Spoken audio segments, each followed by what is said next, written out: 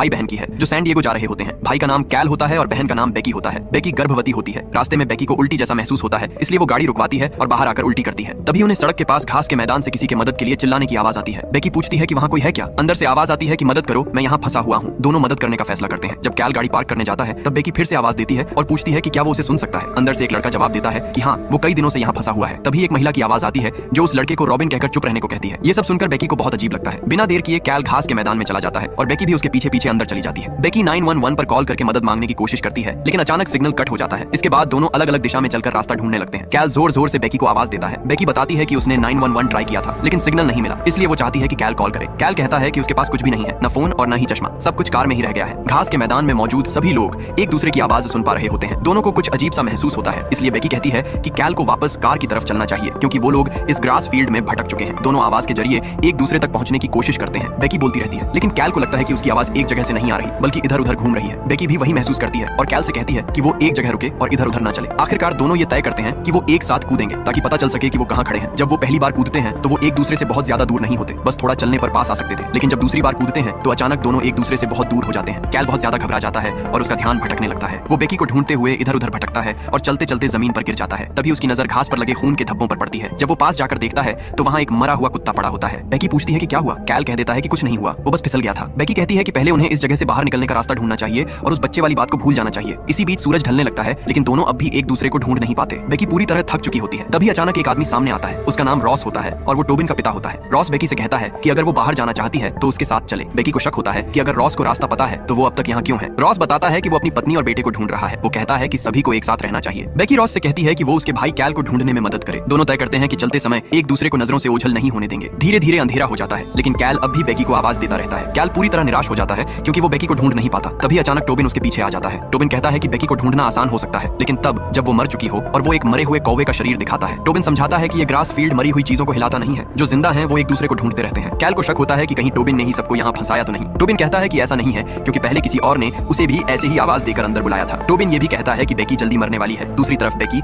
Ross के साथ चलते हुए बात कर रही होती है। अचानक दोनों एक दूसरे से अलग हो जाते हैं।